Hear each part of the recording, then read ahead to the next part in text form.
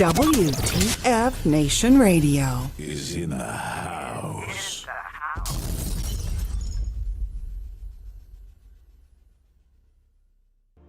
Freedom is the right of all sentient beings. Broadcasting live from the basement of the Pentagon. This is WTF Nation Radio. WTF Nation Radio. WTF Nation Radio. Whoa, whoa, whoa, whoa, whoa. Do you ever have one of those moments where you think, how the hell did I get here? Jeez, what happened to me? I was ruling the galaxy, had a cherry new battle station. I mean, this place had an omelet bar, a straight-up omelet bar. And now look, my former interns tossing me down a bottomless freaking pit. You know, come to think of it, my whole life has been a series of what the f*** moments. That was my out. The voice of U.S. Army, WTF Moments. This is WTF Nation Radio. I looked my woman in the eye sockets. I told her straight out. I just said it, man. I said it. I said, bitch, I'm the man of the house. You said bitch, though. You called your wife a bitch. Yeah. This is a public service announcement from C.T. Fletcher. I will not contribute to the pussification of a nation. Get your punk ass out there and work for it, motherfucker. Let's roll.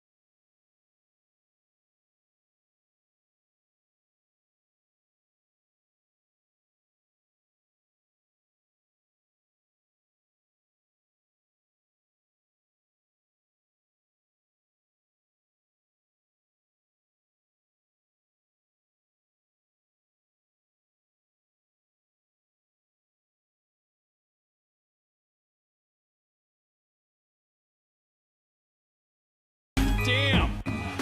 My flow is all fucked up. WTF Moments, WTF Radio. Holy shit. I don't even know what I'm doing here now. I'm okay, real quick. So if you're listening to us on all the other platforms, that's cool. We got 2 YouTube pages and we got X. But for some reason, our Facebook pages are not allowing us to broadcast. I don't know what's going on. So there it is. If it pops up and then it comes up, then hey, you know, happy to send. But right now, currently, we're just, I don't know, just sending data, just seeing what's up. It's kind of weird because now I feel like we're in the void. I feel like we're just now we're just talking in the void. But we have never know. Yeah, we got some fans up in the X app though, so I mean they can check us out. But I just we occasionally get some few that are hanging out on the tubes as well. Yeah. We got some tubers as well. So it just sucks because for some reason, Facebook isn't cooperating right now with some of the streaming. I'm like, what's going on? What did we do? What? No, I'm looking through all the notes here, and I'm like, did I shit post on something that I shouldn't have shit posted on? Did I? Oh, let me see. It's a joint psyop between the Kamala or the Kamala party and the MAGA party to silence truth and criticism from WTF Nation. Whoa, that's kind of harsh. That's kind of harsh. Yeah, who knows? So real quick, we'll like I said, we'll continue the show. We'll work the tech stuff later. But it's just for some reason it's not. 1, 2, 3. Yeah, I got it. 4, 5. Yeah, I'm looking at all the 5 channels right here. So, now what's going on? I don't know what to tell you. I don't know. I you know. Oh wait, someone's just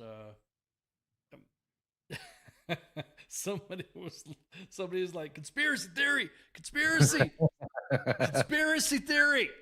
That's what I said. Yeah, I'm kidding. If I was a conspiracy theorist, yeah, I'm just like kind of like there's something's. I don't know, I feel a disturbance in the force. You know what I'm saying? It's just kind of like. Well, there's been a lot on the back end tech wise at WTF Nation as of late. A suspicious amount of things, in my opinion. You know what makes me mad though is that it's like, come on out and say it. Come on out. Just come on, Cletus. Come on. You know, I got a comment. If you are a rap group still saying your name, if you're still saying your name would be little Guadi. Yeah, this is really weird. I've never seen this before. Where Facebook and I did a reboot, did everything else, did everything right. You know, everything's all good to go. All the streams are going good. It's just plugging into there, but for some reason, I don't know what's going on. I don't even want to know what. Maybe it was a Ooh, I wonder if it's the title that I put. Ooh. Let me see Perhaps. something. Let me see something. I wonder if it was the title that I put on here. See, maybe it'll be. Because you know what, that could be it too. Getting zucked before you even start. Yeah, I'm about to say. Let me see something right quick. Yeah, I mean, we're just gonna wrap along here. Okay. But I think because I put it in the title, a sexual assault case is what I put in the title. Yep, that could very well be it.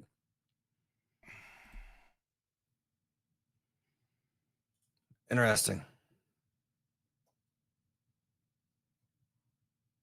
And that probably didn't allow me to do it. Change the title. Let me change the title. Somebody says watching on YouTube just feels dirty. Yeah, this is that. Yeah, like I said, let me see what happens if I change it on That's interesting though. on the radio pages. Let's see.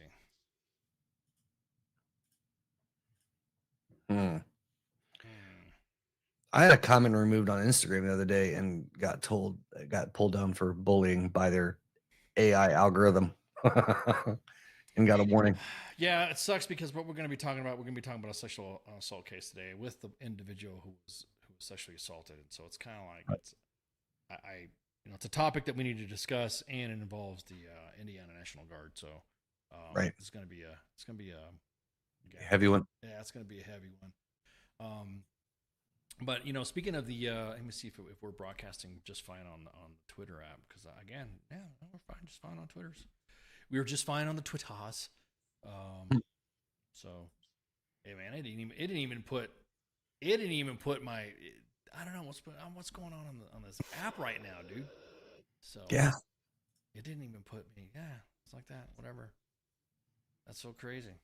I even removed some channels and added some channels, removed some other old channels and stuff like that. It's, Right. Yeah. Nothing showing. So that's kind of weird. I feel like there is a conspiracy. Maybe Maybe a conspiracy. Anyways, so I mean, well, shit. Since we're on one of the most, since we're on YouTube, we're broadcasting. That's no big deal because YouTube and on the YouTubes we're good. And X app, I'm gonna tell you what, X is where all the drama is at. And did you see the big white women for Harris Zoom call on? No. Yes. Holy crap! It was It was a pretty big. It was a very white event. Oh, I would imagine so. It was a quite white event. Please drop all your white jokes in there. But holy crap! It was a white woman Zoom, and Okay. and it was to the point to where it literally was a. Whew, I mean, hang on. Let me window cap this thing here. This is the widest of white that you can white. I never seen so many white women in one spot. I mean, just kind of like, wow, dude. It's a lot of white women. There you go. Let me change it up. Damn. That's a lot of white women. So you have some influencers there. You have some congresswoman. You have Megan Rapinoe. You have Shannon Watts. Yeah. You see a lot of moms. A lot of just white. Just I'm gonna say it. The white. The person that posted said these white women don't see minorities as autonomous agents. They're not feeling subservient while refraining from correcting them. They are reinforcing themselves at the top of the hierarchy. So. Yeah, I mean, but really, I mean, you're looking at a big box of white saviors. I mean, that's really. Oh my God, yeah. So check this. So check this out. Ariel Fodor, affectionately known as Mrs. Frazzle, to her combined audience of over 1.5 million followers, is here to help gentle parent us through this election. Thank you. Hi, everybody. I am so honored to speak today. How is she talking with just her teeth? That's very strange. Be among such incredible company. We are here because, as if you were here earlier, you've heard BIPOC women have tapped us in as white women to step up, listen, and get involved this election season. This is a really important time, and we all need to use our voices and influence for the greater good. No matter who you are all influencers in some way. So tonight, I'm going to share some do's and don'ts for getting involved in politics online and navigating the toxicity that comes with it. And spoiler alert, as much as the toxicity can come from the outside, it can come from us too. This hurts. Woo! Doggy. Oh, man. The only thing I got from that is I really need to start talking with my hands more when we're talking on the show here. I need to be a lot more animated. I just got really blue. That's weird. Just like the picture. Exactly that. Simon says he feels stupider now. Look, man. Okay, hang on. Over 1.5 million followers. Is here to help gentle parent us through this. This right here is what gets you right. Masturbation challenge accepted, sir. Oh my God, dude. Why? It's all the time. Anytime anytime some boxed wine women post some stuff like this, I always end up getting a lot of questions. Hey Ken, how do you feel about this? How do you feel like that about that? How do you feel Branko says like 1.5 million followers online is nothing nowadays because of alt and AI accounts. Exactly that. It doesn't really matter. You notice that we weren't airing on the Facebook pages, which is okay because anytime Facebook, well, I should say this, anytime Meta can destroy your page for whatever reason. Right. And probably because we were shit posting about some other stuff. That's kind of crazy. We're not authorized to stream, which is kind of weird. But anyways, I always get questions from my fellow white friends, and they ask me as hey, Ken, you're Mexican. How do you feel about this? How do you feel? And I'm like, you are the voice of Latinx. Yeah, exactly. Hey, Ken, you're Latinx. What does this mean? And why do white women talk like this to you? Dude, I honestly don't feel like fucking. I don't think this is helping. This is not. You have this, and then you had the white women, and then you had the white dudes for Harris. Now, could you imagine what would happen? Could you imagine what would happen if all of a sudden we had white dudes for Trump? Well, we kind of do. Well, yeah, I mean, just saying, but white, or white women for Trump. Right. What if Latinos decided to do wetbacks for Trump? Oh, Jesus Christ. Yeah, I'm just saying. What do you think would happen? People would immediately start to the groups would come out and start attacking everybody for even creating this. And like she just said, Ariel Fodor, it's going to create some toxicity within. I don't know, dude. I'm going to say this is some divisive ass shit. I don't agree to this crap at all. You are, if anything else, you are creating more division by segregating. I'm gonna start res rats for Trumps or something. Yeah, I'm gonna start segregating yourselves like this. Then all it's gonna do is create animosity between the different groups. It's bad enough that we're dealing with, boxed wine liberal white women to begin with.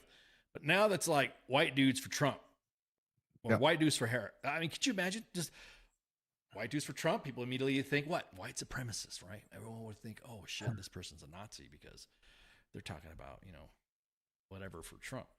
Yeah. I'm kind of done with it. It's at this point, I just want all this. Fuck it. I just want all this shit to burn down. Fuck it. Just fuck it. Politics are just getting so fucking stupid now. Now we have, all the drama that's happening with President Biden currently wanting to immediately impose term limits. Like, dude, where the fuck were you at 4 years ago? Where were you at when all this shit started? You're just doing this now. 4 years ago, he was thinking a little more clearly. That's where he was 4 years ago. 4 years. Dementia is hard, man. Yeah, exactly. I don't know what to say. I don't know what to say due to the fact that, hey, look, man, this is divisive. This is divisive. Yeah. I mean, yes, there are white dudes for Harris. Oh, here we go. People are gonna try to fact check me. White dudes for Harris. I can't believe this. I can't believe I'm even fucking sharing this. My God. There we go. Look, look, white dudes for Harris. That exists. And that is one of the shittiest logos I've ever seen. So fucking white dudes for. I mean, anytime, and I of course, I'm just purely breaking balls to the Democratic Party, but they don't do too well when it comes to the white only thing. They don't do too well for the white dudes in rallying white. Ooh, did I just say that? Rallying whites together. They've been known for shit like that. So to me, it's just like, God damn, who thought of this? Who thought it was a good idea to do? And B, why would anybody would have said, yeah, this is gonna be good. This will be all right. Yeah, this is the great idea. Yeah, exactly. It's just let's do it. Let's just do it. I don't think there's anything that really exists in 2024 politics that isn't meant to be divisive in one way or another. I think that's an angle for most of it in some way, subliminally or overtly. Yeah.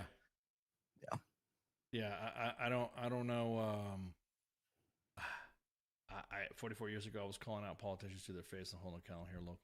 Yeah, dude, I'm telling you, it's something's amiss here. Something in society is amiss. Either these groups that like to talk about being BIPOC. BIPOC is somebody told me what it was before. It was the matter of fact. I just want to double check what BIPOC means. So, I swear this is not a joke. This is not a. I want to get the acronym correct. It is an acronym for Black Indigenous People of Color. So that's what it means. So that's what it means. So that feels like a very repetitive acronym. Yeah, Black Indigenous People of Color. And I think what they're saying is that they're highlighting blacks, they're highlighting the indigenous, and then people of color is like the rest. It's just the rest. They didn't want to say Black, indigenous, Asian, Latino, right? Indian. They can't tread on the LGBTQ acronym. That's what I'm saying. Yeah, they can't cut in on the acronyms with all the letters to it. So yes, that's what it means. It means Black Indigenous People of Color. And I'm thinking, dudes, why is there white women? Again, that's that's like a butcher standing in front of a fucking cow explaining how hamburgers are made. It's dude, what are you doing? This not only is this divisive, it also immediately then it puts white liberals in a bracket to where they're the authorities of speaking to somebody. Like they're the authority of them to speak. Now, all I saw was the white women one. I didn't see the dudes. The white dudes for Harris talk. I didn't see that one. And it's again, it's well, I mean, I guess, but white women for Harris is I guess, a better name than like cunts for Kamala. So I'll give him that much. I think. Are you doing this because we're not on Facebook now? We're just fucking just totally trolling the algorithms. I'm just here being my best self. Oh, okay. Yeah, I just again, I think it's a bad idea. I think it's a bad idea to use this type of identity politics and to have individuals that are not of those colors or of those groups, ethnic groups, to have you. I just don't think it's fucking good. I just think if anything else, it's the worst fucking thing on the planet to do. And I can't believe that again somebody thought of it to say it was a good idea. Right. It was. HK 416 is the talking stick that counts. Exactly. Hose for Harris. There's another one. That's better than mine. Yeah. Everyone's talking about the hose for Harris. Are they women splaining to women? No, actually, they're Latino splaining. They're black splaining. They're splaining. it just seems so fucking cringe and out of it. It's It really sends the message that regardless of gender, if a white person doesn't explain it properly, that the rest of you probably aren't going to be able to get it well enough to vote. Right. And exactly that. It almost provides that message of without white women, us Latinos are not going to be able to negotiate the political field. Without white women, blacks will be. I'm telling you, dude. It's like what? Yeah. So now you're saying that white. Yeah. White women, no, I was agreeing with you. Yeah. Yeah. White women are. I'm telling you what, Massey. White women are white liberal women, man. Do I need to pull up that one thing? What was the biggest? What do you think the biggest thing to the black community? And it's that one black woman that says white women with the internet connection. It's a fucking shock, man. I'm literally cannot. Yeah. Spectacular. That's the word that comes to mind. I cannot. Can I get a shout out to my daughter, Pork Chop? Of course. Happy birthday, Pork Chop, from the WTF Nation. There you go. Happy birthday. Happy birthday. Yeah, I'm kind of like. I'm not looking forward to all this white woman splaining. And it sounds bad me saying it. I mean, you have to think about how you're saying it. Yeah. I have white women now explaining to me how to be Latino. I hope you're taking notes. I might. I need to. I'm gonna write this shit down. I need to get a pair of, maybe get a pair of white women's. Do they have merch? as you hear Beyonce crying in the background, who runs the world? White women? I mean, think about it. You can actually go into several scenarios here, and you just add white women to the end of it, and it sounds fucking racist. Well, it is fucking racist. It's like I said, it's playing the identity politics that we don't need right now. Now, if anything else, is making it worse. Yep. But I mean, really hasn't, in general, most American politics and political movements boiled down to identity politics in the last probably decade? Oh, yeah, I would say that is the vast majority of it. Oh yeah, big time. Big time. I think a lot of it also has to do with the fact that they always try to grab the votes of that specific group, and they promise everything and anything for those groups, and then once they get elected, not a fucking thing happens to help any of those groups.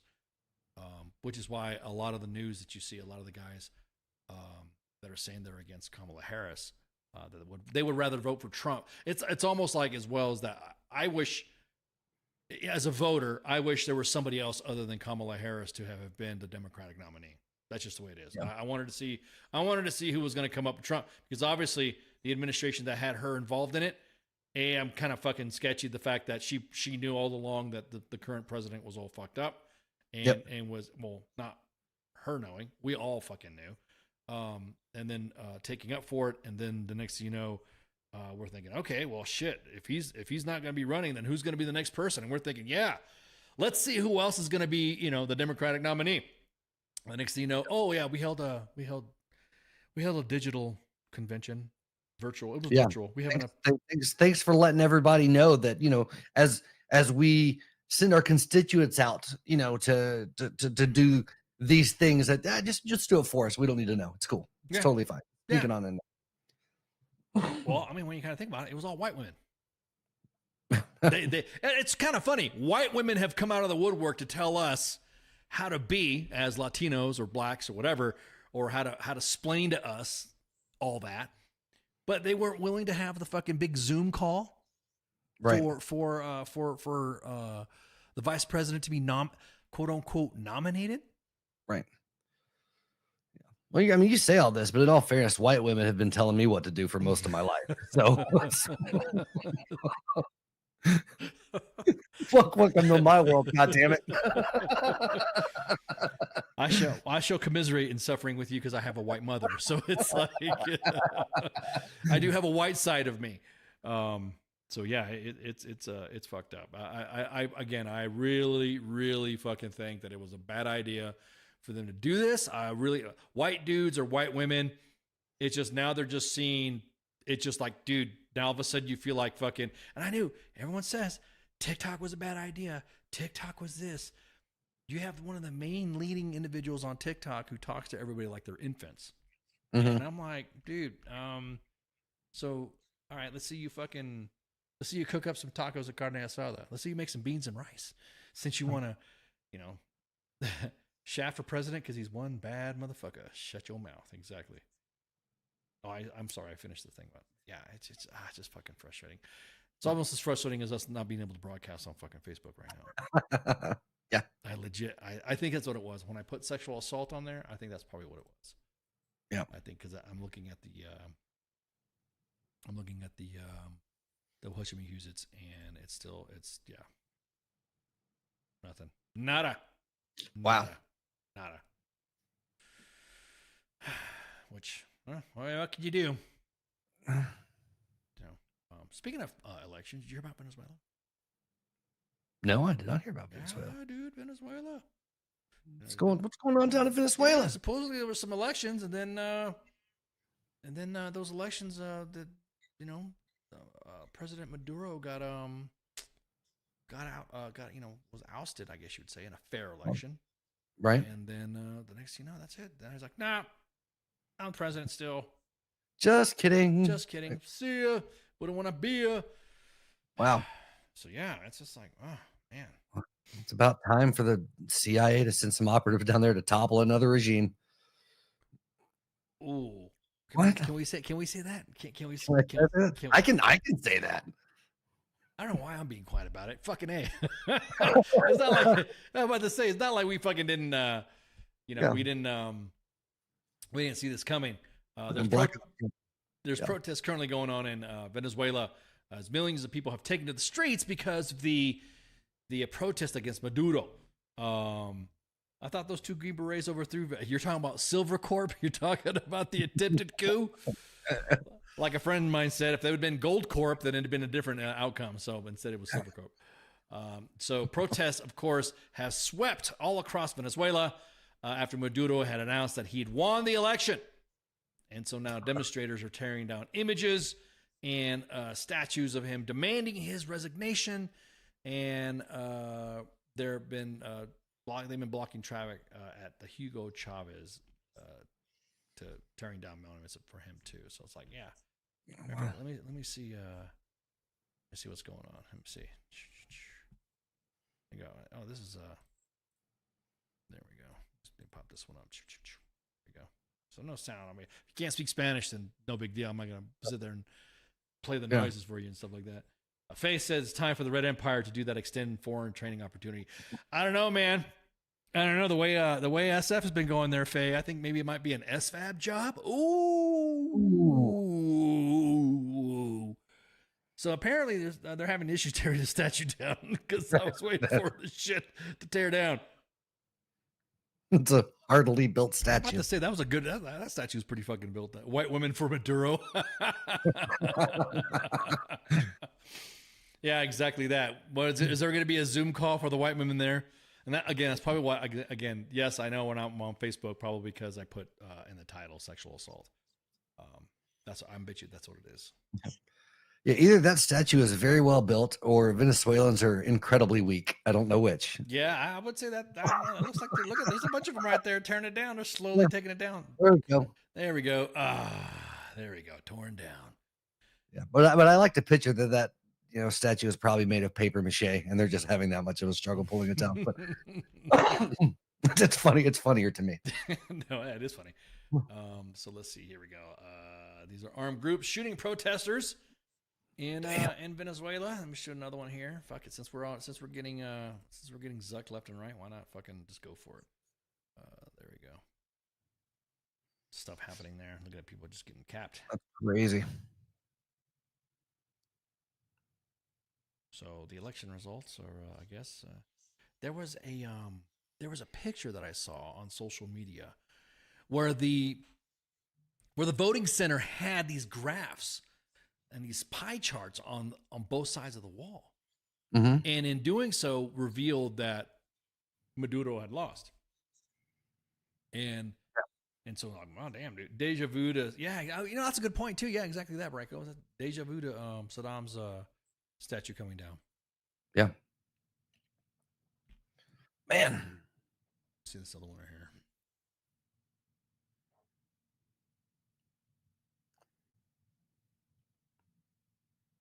All right, here's some more Venezuelans. There we go.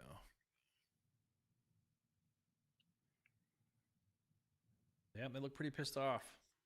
Yeah. So who knows? Like you said, who knows who's going to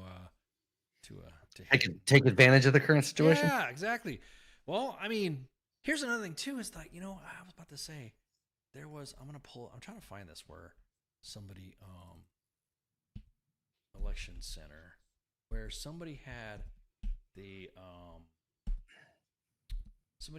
like I said, the slides up.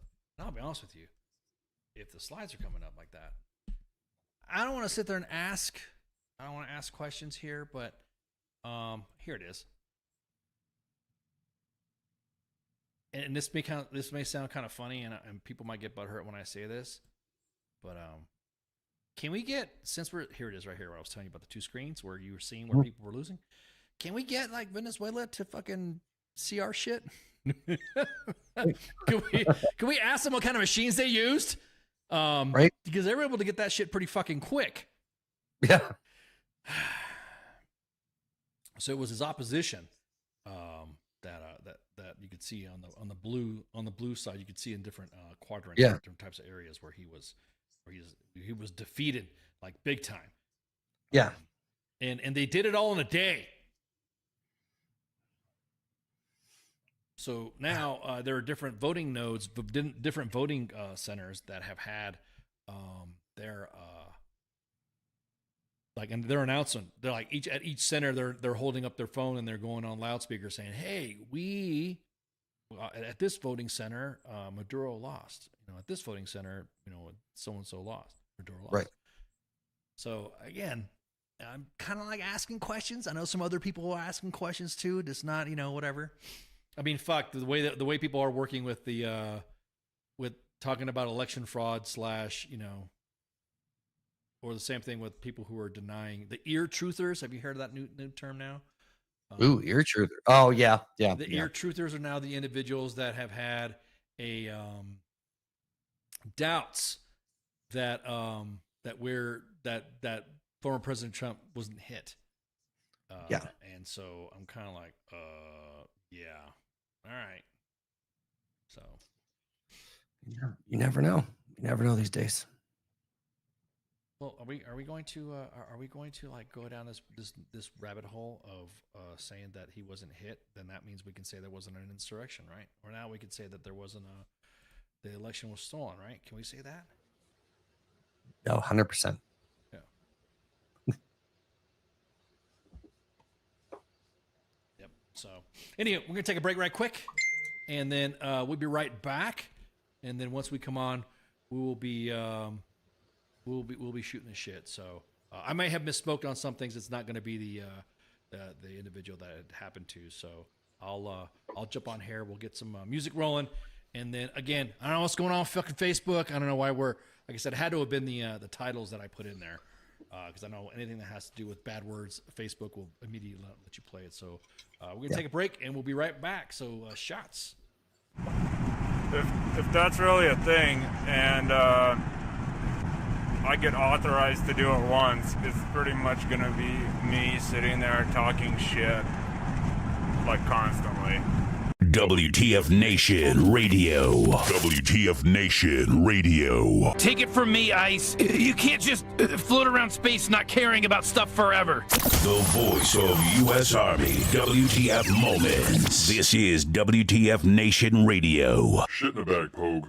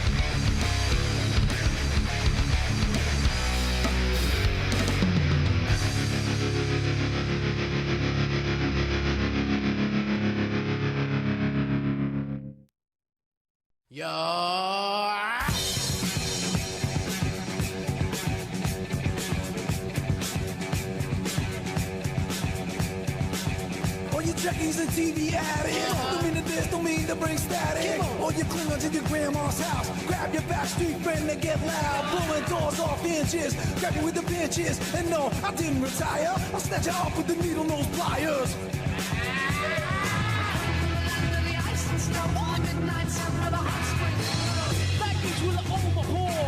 With the evil you never seen before. Gliding in the glazes like no king in the country. Like a racing with the bass so not goofy like they're in a haste so I'm a pop making it night with practice me running that you know alright.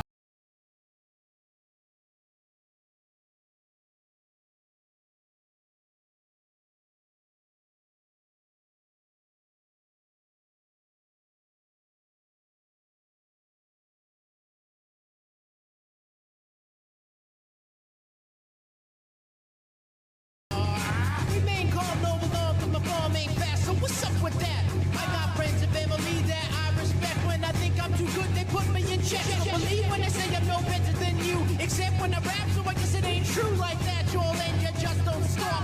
Guaranteed to make your body rock. Check it out. What's it all about? Work it out. Let's turn this party out. Check it out. What's it all about? Work it out. Let's turn this party out. Say that, what's the condition? I'm a man that's on a mission. Son, you better listen. Stuck in your what is an electrician. Like the scientist.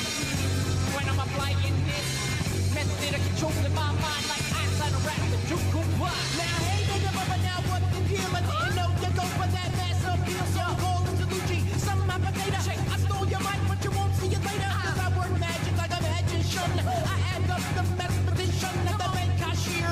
Engineer, I wear cotton in the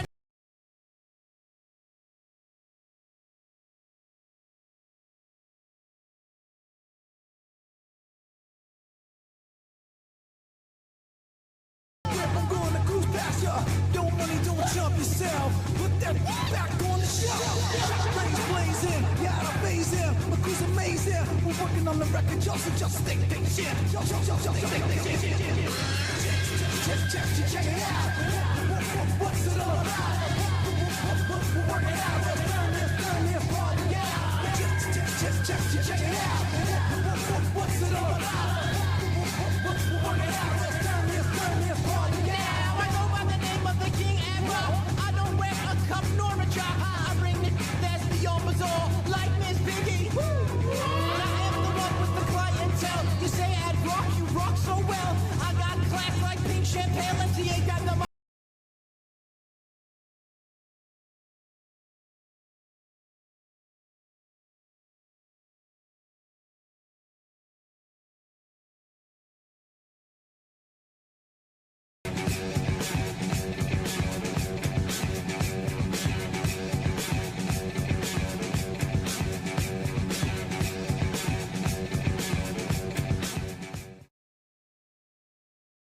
What is this Facebook Live? I've never heard of this shit. I am here determined to stop this future atrocity. This station is now the ultimate power in the universe. I suggest we use it. The voice of U.S. Army, WTF Moments. This is WTF Nation Radio. I find your lack of faith disturbing. Everything stated on WTF Nation Radio is to be considered the opinion of the person that stated it, and not an official representation of WTF Nation Radio or U.S. Army WTF Moments. Price does not include tax, title, or license. Some assembly required. Each item sold separately. Batteries not included. Objects in mirror are closer than they appear. If conditions persist, contact a physician. Individual results may vary. Keep out of the reach of children. Avoid prolonged exposure to direct sunlight. Keep in a cool, dark place. And please enjoy the show. Shots.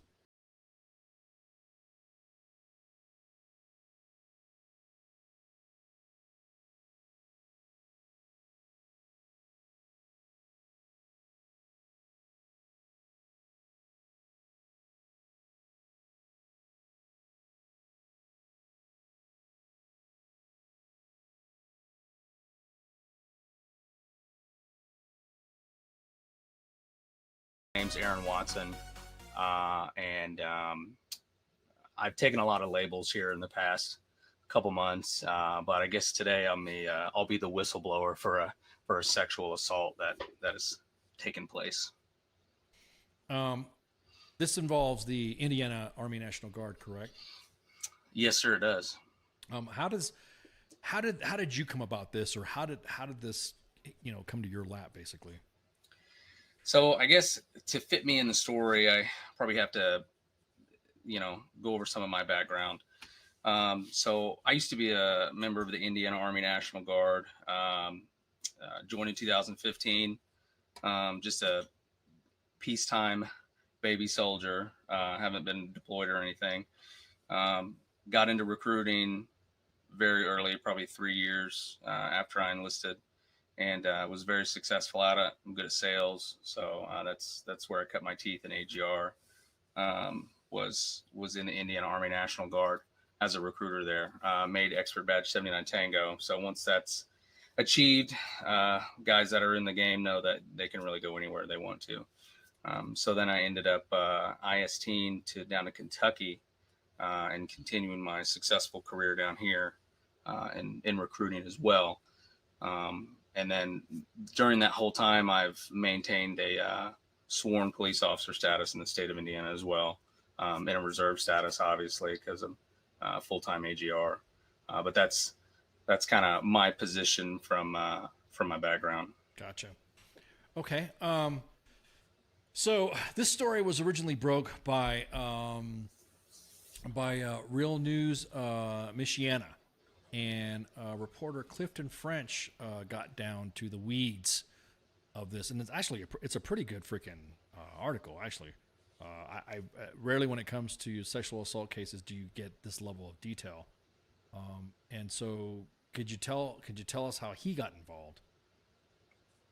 So we have some mutual friends. Clifton used to be in the Guard as well. He's an investigative journalist. And once I start having big issues with this and kind of putting it out there, so many people reached out to me wanting to help me. Multiple news agencies reached out wanting to do the interview and kind of break it.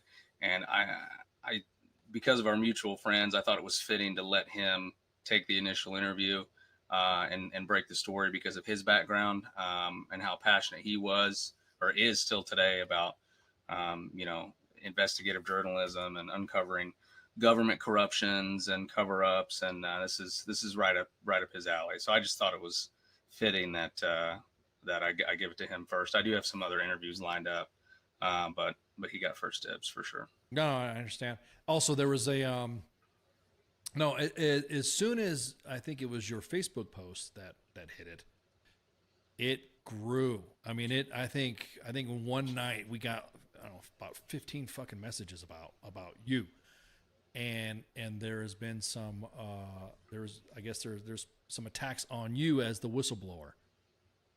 Can you go into a little bit of that? Yeah, and that was honestly, I've kind of asked myself the whole time the past couple months, like, why am I in this position? Why am I going through this? And maybe it's because I'm the guy in the equation so far that is not willing to just lay down on this, or maybe I'm just the guy that they pushed a little too far.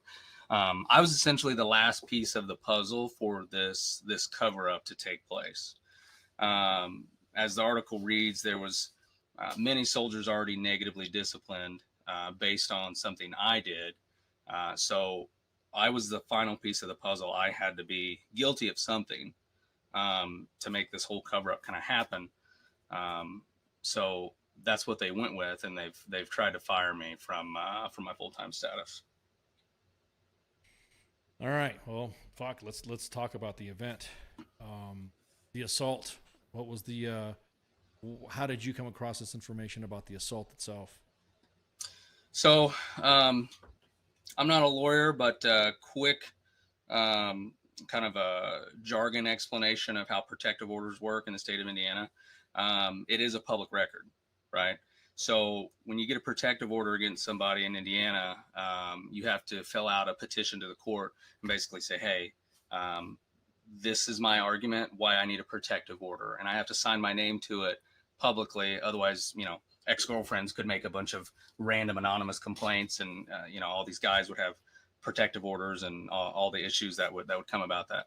So a soldier, another recruiter in Indiana, filled out a petition for a protective order. That petition was signed the next day by the judge in an ex parte fashion. So what that means is the judge looked at it and immediately issued it without talking to the alleged suspect. Now, that happens a lot because if you're that descriptive and you're willing to sign your name, hey, this happened to me, and if I'm lying, I can get in, big legal trouble. Right. People don't just make that shit up. Also, when that's issued, the alleged suspect has 30 days to say, whoa, that didn't happen. That's a lie. Hire an attorney, request a hearing. They can request the judge seal the record because it's, slander or false, and you can fight it in court. So this protective order, uncontested, did not even have an attorney, set a hearing, just, hey, yep, the protective order is issued, and the alleged suspect had nothing to say. Got served and never contested it. So I get a phone call one day from one of my former supervisors, who also used to be a police officer in Indiana. He was concerned. He was like, "Hey, I think his name's right here, Sergeant Major Yates. I don't think Sergeant Major Yates can come to work because he's got a protective order against him. I just need some advice. Maybe you can validate that." And I was able to validate it. I was like, "Yeah, you're absolutely right." And the judge signed a protective order, and here's all the public documents. So I sent him a picture of the incident narrative that's on the petition, right? So this is what the victim wrote. It reads like a police report. It says incident 1 on this date, XYZ happened, right? And that's public record. Anybody can go get that from the courthouse. That's how our records work here in Indiana. So I sent him that. I said, "Hey, here's the evidence of what happened. Here's what he says happened." And I sent that because, per the Army SHARP policy, we're mandated to report evidences of sexual assault. Correct. And I've also learned that that's a protected communication. Like you're allowed to make that. So I sent that and said, "Hey, here's the evidence of sexual assault. Here's what the guy said happened to him. The record is at the Porter County Courthouse. You guys can go get a full copy and get everything you need. And by the way, you should run this up the chain of command, and you should probably call PAO because this shit's gonna be on the news, right?" I left that state several months ago, but heads up, guys. Like you should probably get ahead of this. Right. So to me, that's another day. I did nothing wrong. It's a public order. It's public record. I could have posted it on Facebook and tagged all the guard pages. I'm like, look what your Sergeant Major's doing, right? But I get it. I mean, that's kind of fucked up. So yeah, I sent it to him. I said, "Here you go." So that night it's over, and I don't think anything of it. I don't think it's a big deal at all. Right. I'm thinking, hey, I gave them what they asked for. Driving on. Well, the assault was the alleged Sergeant Major was the North Region Recruiting Retention Battalion Sergeant Major. So he's got friends. I guess some friends that maybe wanted to try and sweep this under the rug. And I think if anyone's been in the Army or the military, we know you can't talk about it. If it's a restricted or unrestricted case, you can't gossip. Basically, we scare everybody into shutting the fuck up. Right? That's the goal. Is no one talk about it. No one's allowed to talk about it. Everybody knows about it. Everybody's talking about it behind the scenes. Exactly. Everybody knows what's going on. Exactly. But you're not allowed to say anything. So shut up. So fast forward to May 8th, several months later, and I'm getting called in to be flagged for commander's investigation. Why? You know what I mean? What was the reason why they yeah. Why? You know what I mean? It's a rhetorical question. I mean, I know fucking why. But, exactly. Yeah, that was the magic question. And it wasn't a, hey, heads up, this is the info we got. We got to flag you for this. We know you did the right thing. Like, that's what I would expect, right? No, it was a, hey, show up here tomorrow. Okay, well, why? Well, we can't tell you. Come on. Like, I'm like, all right, well, this is a disciplinary action. I have no idea what's going on. It wasn't even on my radar. Like, when you do something in the gray area, you're like, oh, shit. Exactly. Right? You think it's for this? Yeah, exactly. Oh, you're fucked, man. I'm fucked. Yeah, you start calling around. You're like, hey, did you tell anybody about that? Exactly. That was some E4 Mafia shit, bro. Why are you talking? Exactly. Yeah, exactly. So I legitimately have no clue why I'm being called in. So when I'm like, hey, if I'm getting flagged, like, that'll be in the counseling. I've seen a million flag counselings. I've been flagged for something disciplinary before. Say, hey, you're flagged, height and weight failure. Cool, I know what's going on. So I go into this counseling session, and my first sergeant's there. Commander's not there, but the first sergeant's doing this because he has signature authority. Okay. The counseling was typed on location in about 5 minutes. It was super jacked up. And per the regulation, we know counselings need to contain 3 things: why you're being counseling for a flag specifically. Correct. Right. So you've got the flag document says, hey, you're flagged. Here's the flag code. Counseling. The counseling has to contain why you're flagged, what you can do to get unflagged, and what you're prohibited from doing. And I'm in recruiting, so this is a post violation, which is like everything. You know, you breathed wrong, so you can't go to recruiting now. Sorry, you can't be around 17-year-old kids at high school. Exactly. Yeah, because for the audience doesn't know, recruiters have what's called a position of trust documents that are normally accorded to their packets. But it didn't just get. I'm sorry, I'm going to jump ahead. But so after you got the counseling, what did you say when you got it presented in front of you? So I got it, and I'm like, guys, in writing, typed in here, it says you will not attempt to research why you're being investigated, and it was missing why I was flagged and what I could do to get unflagged. But it says I was prohibited from doing nothing. Like, oh, you're fine, you can go back to work. I'm like, what did I do? We can't tell you. What are the charges? Well, we're not going to tell you. You brought me here to tell me you're not going to tell me, and then told me that I can't figure out why. And at the time, I kind of had an idea, but I had to go back and do research. That's like IG restriction, because I specifically asked when I left there. I was like, "So you're giving me a direct order. I'm gonna get in trouble if I go find out why I'm being investigated." I'm like, "Oh yeah, don't go calling around HQ. Don't go sniffing around and trying to figure out why you're being investigated." I'm like, "What planet are we on? If I hire an attorney or hire IG, they're gonna make a phone call and be like, "Hey, you're flagged for this." Right. Like, you're flagged because somebody's hit you. You punch Johnny in the face at the bar, right? There's like there's a code that that's goes supposed with to be it. in the counseling. Yeah. There's a code that goes along with it. Yeah, exactly. Yeah. So they say, well, you're flagged for an investigation, and then they had investigation and inquiry, which for people who don't know, that's two separate things in the same counseling. So yeah, I'm confused. I'm like, okay, is this an inquiry or an official 15-6 investigation? Because one I can get in trouble for, and one I can't. So which one is it? They're like, well, it's just an inquiry, and I'm like, oh, okay.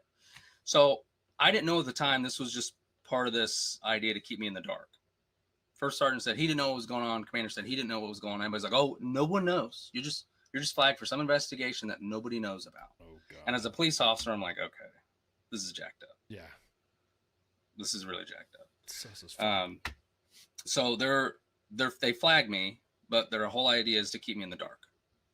Well, you think I'm not going to go find out? Of course. Like, what's going on? Yeah, I would. Yeah, fuck yeah. Yeah, immediately. Like that's your whole life now. Yeah. Because if it told me off the bat, I'd have been like, oh, I got nothing to worry about. I'm fine. I'll go back to work. Right. Sure. Right. But you can't go back to work and have this thing hanging over your head with stress that you don't know. Like, do I need to be looking for another job? Is it something crazy? Did somebody say I like touched some kid at a high school? Well, because that happens in recruiting. Well, that's what I'm saying. Is that point is that for your specific job, any flag is an immediate flag to remove you from that position, and until the investigation, quote unquote, is complete. So, and I find it fucking hard to believe that they didn't know what the fuck was. They knew exactly what the fuck they were flagging you for. I think so. But it got interesting when you left. What happened after you left? After you got a BOLO put on you, right? Yeah. So that's or is that fast forwarded further into the? That's about 2 steps ahead. We'll get to that. Gotcha. Go ahead. That's the crazy part. Gotcha. So in between that, I have no fucking clue what's going on. I just know I'm flagged. I'm thinking like, I'm like, somebody see me speeding my GSA, like, I'm like, I don't know, like what, I have no idea. So finally, like a month and a half go by, and I'm like, okay, this is getting out of hand. They're still not telling me.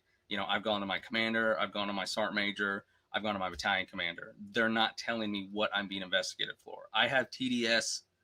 I have TDS retained at this point. Mm-hmm. They won't tell my TDS attorney what I'm being flagged for. So I start calling around my old buddies in Indiana. I make one phone call to one soldier in Indiana. Hey, do you know why I'm being investigated?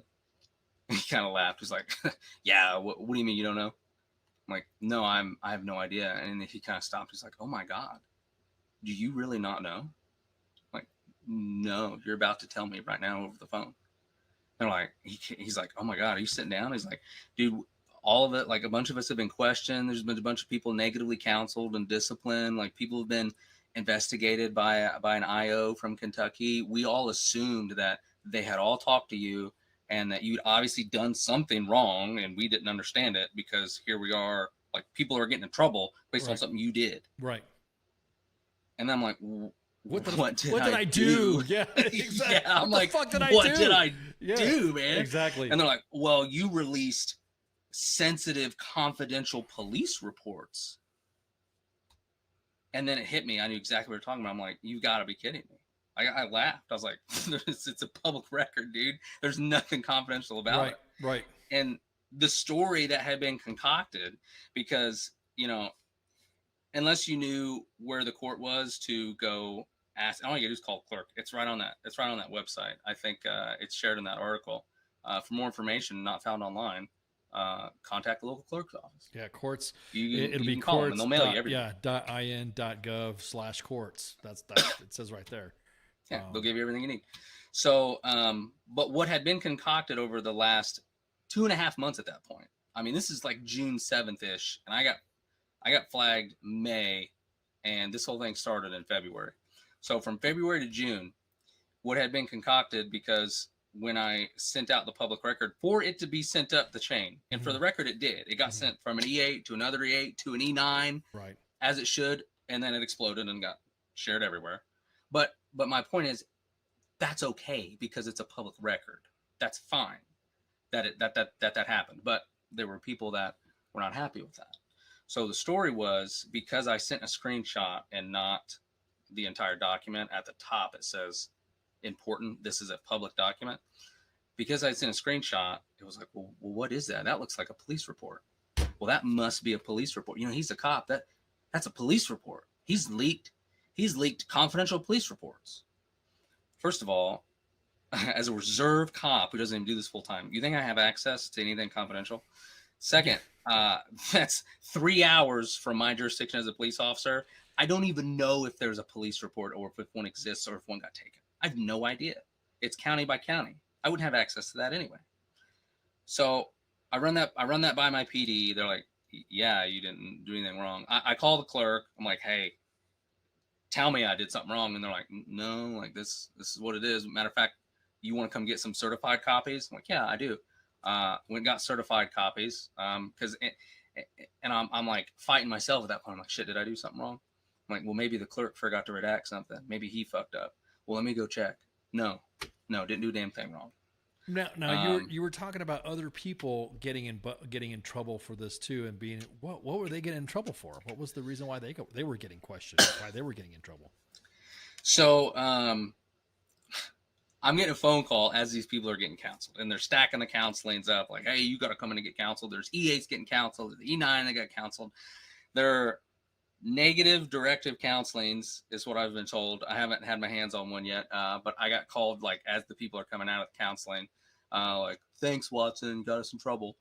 And they're getting counseled essentially by the battalion commander, who's friends with the alleged suspect. This is none of your fucking business. And we already have a restricted sharper EO investigation being conducted, and you're gossiping about it, and you're sharing confidential, sensitive information about these two individuals that was leaked by a police officer legally, right? So they're slandering me in all these counselings. So Watson did something wrong, but you just received it. So we can't really fire you or do anything hard to punish you. So instead, we're going to make you write an apology letter to both the victim and the suspect, who allegedly sexually assaulted this guy. Yes, exactly. I'm like, what the fuck, we will dude? Write him an apology letter for not minding your own fucking business. Not to be sent to them, to be sent to me to teach you a lesson. Because the battalion commander was at this point set to be removed and swept under the rug as of July 1. So you've got all these guys that are getting hit with these negative counseling, and here's what they're telling me. They're like, you know what? It's a negative counseling. It's going to get ripped up when she's gone. She's gone in 30 days. Like, I'm not going to fight this. I don't give a shit. whatever. I'll chat GPT the apology letters and send them to her. Right? Don't give a shit, and she's gonna be gone, and this is gonna be gone, and it's a path of least resistance. Right. I've got them to like, I don't agree with this counseling, but I'm signing that I don't agree. Well, I find out that these dudes are getting counseled as the last people are getting counseled. There's a couple left. And I'm like, one of you guys need to go in there and record this counseling. Like, have it on tape. Indiana's a one-party state. You need to record this. So one of the soldiers goes in there and records the battalion commander and his company commander. And it's pretty nasty. And they essentially made him sign it under duress after he brought up the fact that it's a public record. I didn't do anything wrong. Watson didn't do anything wrong. They had no idea they were being recorded. And it is nasty. Like, it's not a recording that I would ever want released because it's embarrassing. And he went ahead and signed it under duress, and he called me afterwards. He's like, dude, I'm gonna have to go see the chaplain. He goes, and I listened to the recording, and they ganged up on him, and it was a shit show. So it's pretty much like an interrogation. You will sign this type of shit. Yeah, it was a threat, right? It was like, well, there's one or two ways this can go down. You can either agree to this counseling and write these fucking apology letters, or this can go another way, and you can, get the same treatment Watson's getting, essentially, right? Like, we're gonna hold you to XYZ standard, and they don't have anything. There's nothing to do. The guy received a protective order signed by a judge saying the judge is stating, hey, based on the preponderance of the evidence, a sex crime occurred. This guy's not allowed to show up to the workplace. So if you see Sergeant Major Yates out of Armory, call the fucking cops. Yeah. And that's another thing too. They're not even talking about the assault itself. They're talking about, they're just talking about, look, it would be no different than us posting something on WTF Moments as hey, look, this is what we got. I mean, we posted it before. We posted DUI blotters before. No different. If you got it from online, you got it from online. It was public record. Real quick, let me just tell the audience here that according to the documents, a low-ranking male soldier claimed that 42-year-old Sergeant Major David Yates sexually assaulted him at his home, and Valparaiso, I don't want to fuck up that name. Valparaiso. Okay, I was close. Indiana, and the soldier, will not name, was under direct command at the recruiting command, and according to the court documents, the assault happened as Yates claimed he wanted to discuss plans regarding the soldier's position. And Yates talked to the soldier and getting drinks with him outside of work, and then under duress convinced the soldier to go back to his apartment where he alleged sexual assault occurred. God damn, dude. Yeah. It's crazy. And you would think, and here was my mentality behind this, because the way they spun this to everybody, and this is the part that gets really dark. They're telling everybody that the reason they had to blow this up is because possibly the victim attempted suicide, and it's Watson's fault that this got out and the guy attempted suicide. And I can tell you, as someone who lost one of my best friends last year who left recruiting to suicide, that's really, really offensive for you to make that claim. Fuck yeah, dude. Fuck yeah. Super offensive to me for you to make that claim. And in reality, I think it's just the opposite. I think this guy knew exactly what he was doing by going to the court and, having a clerk explain to you, whatever you write on this can be on the news in the morning. Well, that's great, because now people are going to know what's going on, versus if I just go tell the Army that one of my superiors did something to me, and it could possibly get swept under the rug or turned into a restricted thing that no one gets to access to, and then no one ever knows about it. I mean, if I got somebody that actually is a sexual predator and is dangerous, I'm not going to the Army first. I'm going to the local law enforcement first. Of course. Anybody would. A reasonably thinking person would. So as of July 10th, you were notified about charges and an investigation into you. Yeah, so that's what's crazy. What fucking charges were they going to give you? So I get flagged in May, and then fast forward to July 10th. That whole time, no one ever spoke to me and said, this is what the charges are, this is what you're being investigated for, this is what you're facing. Right. I had no idea until I'm finally scheduled for my first hearing, which I'm like, a first hearing? Like, what are we doing? Am I getting demoted? And my TDS is like, they're going to try and demote you because they don't have to court-martial that. They said that's exactly what happened. They'll go in and they'll say, hey, we're gonna bust your rank for some bullshit. And that's what I expected. So I go in there. No, the investigation has happened and is closed, and no one's ever spoke to me. No one's ever taken my statement. No one's ever asked me my side of the story. No one's ever said, hey, Watson, what did you send and why? Never. I just walk into this first hearing.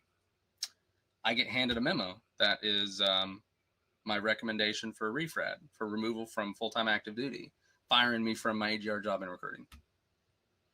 And I'm like, and I recorded this whole conversation too, because it's a dumpster fire. I was like, so you're firing me, recommending me to be fired? I'm like, yeah. I'm like, are you, did you get my side of the story or ask me? No, we had an investigation done and we ascertained everything we needed to, obtained everything we needed to. I'm like, oh, okay. Fuck due process, right? Right. Like, yeah, who did that investigation? Because well, yeah, they that's didn't a do a very good point. good job. I was about to say who did do the investigation and who ordered it.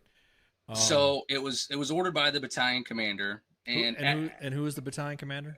Jason Mendez, our battalion commander in Kentucky. Okay. And I'm thinking, I'm like, okay, so Samples, the recruiting commander who's trying to cover this up, surely she's like called JAG, ran this by JAG, it went over to Kentucky's JAG and filtered down, and they've concocted something against me, and I'm they're trying to fire me. Okay, cool.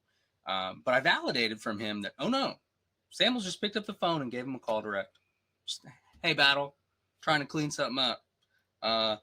Watson released confidential police reports while he was on duty as a police officer and fucked up our sharp investigation. So he needs fired for, I don't know, find some bullshit like online social media misconduct, which is what they did. They recommended me for refran based on online misconduct and tied that back to the KRS statute for prejudice to good order and discipline.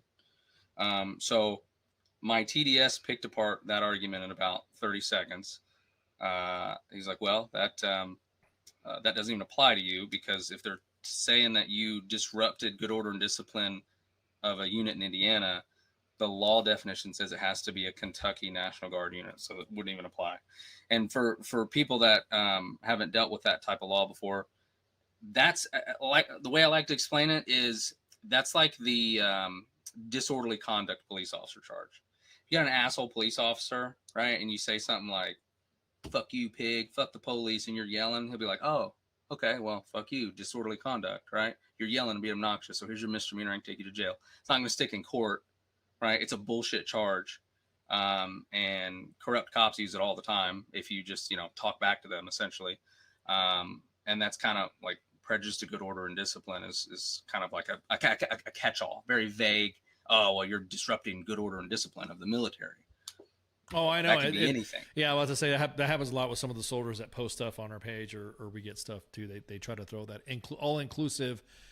We're butthurt that you posted this, or this got posted, so now we're going to try to dig to find out what we can slime you for.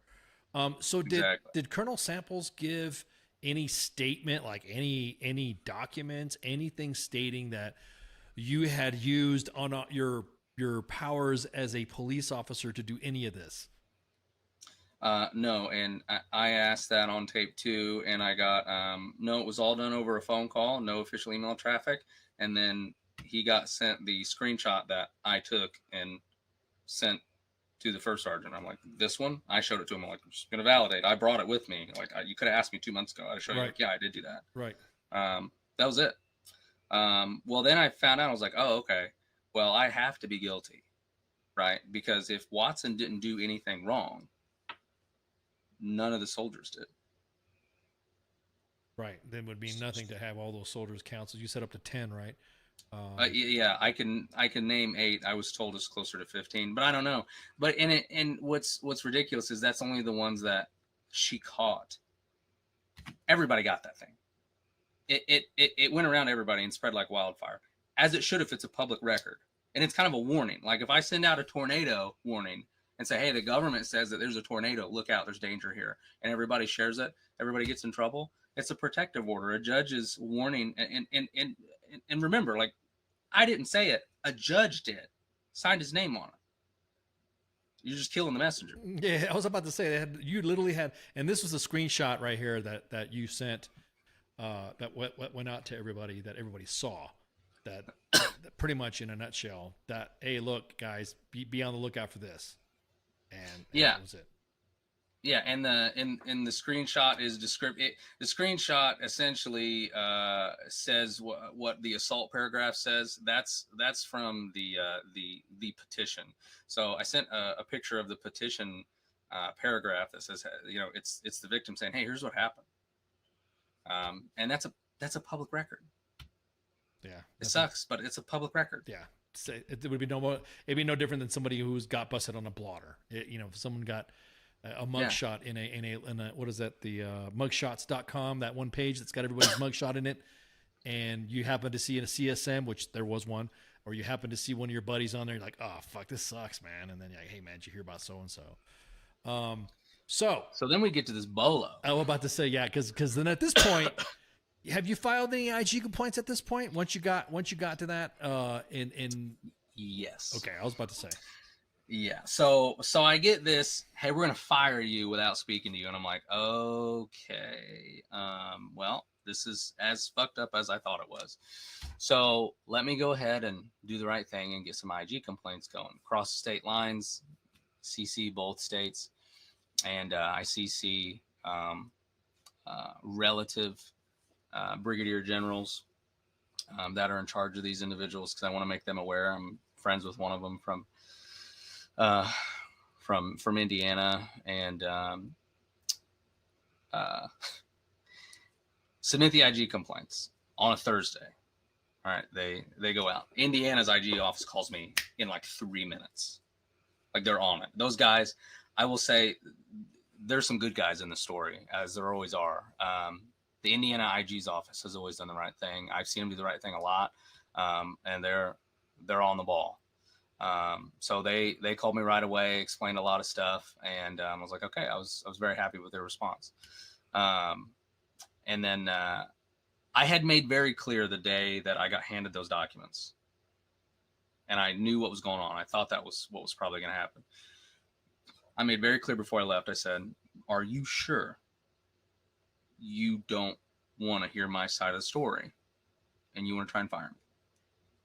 Because we know this is messed up." Made that very clear, because I knew exactly what I was getting ready to do. I was going to go to the media. I was going to blow this up, because I've seen it happen before. And said, "Yeah, I'm not changing it. You've got, that's my decision. Submit your rebuttal." I was like, okay. So the IG complaints get blasted on a Thursday. On a Saturday, my wife, who's been, my heart goes out to her. She has to deal with the stress of me coming home with this on my shoulders every day and still keep the family in the house running. And she's had to deal with it.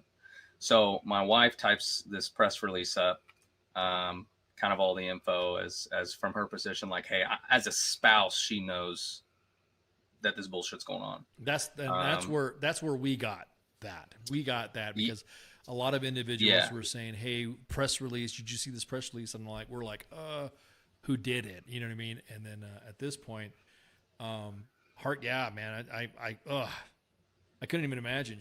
What was her, along while this was happening, what was she saying through all? What was her reaction to most of this? I mean, I'm pretty sure she was thinking it was fucked up, just like you did. Well, I got to come home. And I'm like, "Hey, babe, I might not have this paycheck," as what they're trying to do. Like, I thought I did my job and shared a public record about somebody a judge thought was dangerous, doing the right thing. And we're going to have to figure this out, because this is our only income.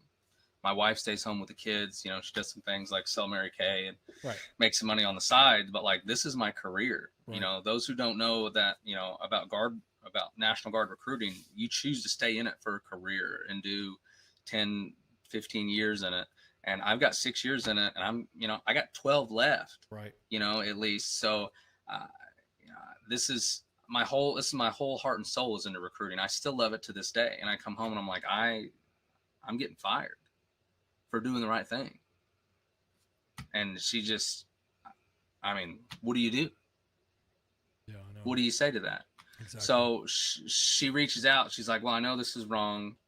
And what's crazy is she knows this has happened before. And that's the wild part of the story, is this is not a unique situation. Almost the exact same thing happened several years ago under Indiana's last tag, Courtney Carr. Oh, wow. And that's all out there. That's right. All out there. So she's like, "Well, we're going to have to treat it the same way." So she makes this Facebook post. the day she makes this Facebook post, Brigadier General Justin Mann calls the provost office of the provost marshal, which Indiana does have their own, and has a be on the lookout, a BOLO put out on me, restricting my access from all Indiana installations, considering me dangerous because of this Facebook post that my wife had made telling the truth, and because of a message my mother, Tammy, who works at Camp Atterbury, had sent privately to Elaine Samples on Facebook. And you got to put into that background for a second. My mother, Tammy, retired Indiana State Trooper, years as an investigator, years undercover, working a nice gig at Camp Atterbury. She much more knowledgeable than me about law enforcement and the legal issues than I am. She knew her left and right limit of what she was allowed to say to somebody that she doesn't like. And she sent a message to Elaine Samples completely within her legal ability to do so. There's nothing wrong with it. Well, in between her sending that, which was around Thursday when I sent the IG complaints and CC'd Brigadier General Mann on, and my wife releasing this Facebook post, she sends this message to Samples, and they, I'm not gonna say they tried to fire her, but it got brought up, and she had a very strong worded conversation with her HR department, and she still has a job. But she told me, she goes, they can't fire me over this. I knew that before I sent her a message. It was just like, I'm disappointed in you. You're a disgrace to women in the military. You know, enjoy your change of command ceremony, right? Like, you're not gonna be missed. You know, it was just a shitty. Yeah. No, I got you. I got you. So for those two things, I didn't say anything. I'm now considered dangerous, and there's a BOLO. So Sunday, I'm up there at Camp Atterbury, and I'm like, you know, it is Samples' change of command ceremony today. She is officially going to be removed, and Justin Mann's going to be there. I don't know there's a BOLO. Like, I need to get ahead of this. I need to go talk to them and just hash it out in person before I, like, have to go another route. So me and my wife try and get on Camp Atterbury. You know, I'm in my pinks and greens, and I'm like, hey, you know, I'll go be respectful, and I'll catch them afterwards and have a conversation. So I get stopped at the gate, and I'm like, oh, here we go. You know, and they're like, there's a problem with your ID. We need you to pull over. And I'm like, great. You know, and I'm at this point, I'm thinking, like, I'm going to get arrested for something. You know, as a cop, like, you stopped me at the gate, like there's an IDAX violation or something. Like, and I'm thinking they've put out a protective order against me. Right. Contact order or something. Exactly. And I'm like, oh God. So I go talk to the gate guards, and they're like, no, General Mann's put out a restriction on you. He said, and if you had any questions, to give him a call. I'm like, oh, perfect. Well, I have his phone number, so let me give Justin a call real quick and get this hashed out. Ignores my phone call, ignores my text message to speak to him. I get turned around at the gate. Monday, the next day, I get a flood of everyone is sending me this BOLO poster, kind of laughing and poking fun at me, like, what'd you do? You know, like, this is going up, this is getting posted on the armory doors. And they've blasted out that I'm considered dangerous, to be on the lookout for me. There's my picture from my signature block in my official email. And for those of you who don't know, the existing BOLOs that the Indiana Army National Guard has, dude, they're like hard convicted felons tipped from the FBI. They're like, right. You know, this guy's threatening to blow up the recruiter storefronts, be on the lookout. Exactly. You don't fire somebody and put them on a BOLO through the provost marshal. You don't do that. Yeah, exactly. This is some petty. This is some petty shit right here, man. Yeah. Or if you do, you do it like, hey, Watson may be disgruntled. If he's, you know, you be specific. If he's going to go to JFHQ, restrict his, you know, escort him. He needs to be there on official business and escort him. There's a way to do that properly. But a phone call was made on a Saturday by a one-star general to restrict my access, and it was done incorrectly. And I like to use the analogy, again, another law enforcement analogy, like exigent circumstance. If I kick your door in without a warrant, right, it's because I had an exigent circumstance too. So if I hear a kid yelling or something, like, well, I did something, but then like before I go home, I got to justify like why I did that. Mm-hmm. Right. If it's life, limb, or eyesight, like, man, I had to, like, I'm justified because I did this. So I'm like, okay, you put out a BOLO on me with no other information. There wasn't a, there's a process to it, like who to contact, what the incident was that made the BOLO exist, who to report it to. None of that was recorded. Everyone's like, it's a weird BOLO. Like, it doesn't have, even people in the system seen it, like, this is not regular. So I'm like, okay, well, he's going to have an explanation. This is a misunderstanding, right? I'm not dangerous. Like, I'm still fully instated. They're trying to fire me, but I'm no restricted access in recruiting, no restricted access at my police department. Like, I'm not dangerous. So I send an email directly to him and CC, Christ, the Lord, and everybody else. And I've been ignored to this day as to a reason why that BOLO got put out. My police department had to put me on administrative leave because they see this and they're like, oh, well, the government must have some information on why you're dangerous and restricted into all of Indiana's installations. So we got to hear from them before we can let you be a police officer, right? Right. So we got to park you for a second. Everyone's been ignored. No explanations have been given. So even the police department is being ignored by the CG, and everybody, well, anybody connected to this at all, have not given anything to any of the authorities, because isn't there supposed to be like some sort of like question? I mean, I don't understand. I don't know how the law enforcement in your state works, but if you get a notification that someone's got a BOLO, then doesn't the Leo agency have, hey, okay, well, all right, we need to know why, we need to know what's up, so that way we can keep an eye on them, blah blah blah blah blah, something. There's a lot of extra steps that were skipped. Yeah, I was about to say, okay. And did they go ahead? I'm sorry. Well, and I will say to that, I was notified today that apparently my chain of command in Kentucky, who hasn't received any explanation either, wants nothing to do with that BOLO and does not consider me dangerous. Because that was brought up. I was like, you guys need to figure out what the hell's going on, right? Wouldn't my security manager and my provost marshal down here be concerned if Indiana wasn't allowing me into their installations and I was considered dangerous? Right, exactly. Get me an answer. Can't get an answer, but you're fine. We don't think you're dangerous. You're good to go. Now, Brigadier General Justin Mann is in the Indiana Army National Guard, correct? Yes, he is. And what is his position? He's the tag there. No, he's Joint Chief of Staffs. There's several generals up there. They've got a couple 1-stars up there that are working. I'd have to look up I'm pretty sure it's Joint Chief of Staff. So I have to Google it. So he's like Chief of Staff of the right. The HQ. Gotcha. Yeah. Now at this point, dude, what do you got next? I mean, what this right here? This is an ongoing fucking event. So what's next? So the ball's in my court now. I've got till the 25th to submit a rebuttal for my recommendation for being removed. So, and that's where I kind of draw this down.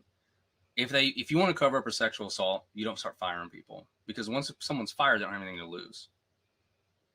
And that was the whole reason why, literally the whole reason why all you did was share a screenshot. Oh shit, Sergeant Major Yates got busted or got a protective order for fucking sexual assault. I think everybody should know about it, but we're not even talking about the sexual assault at all.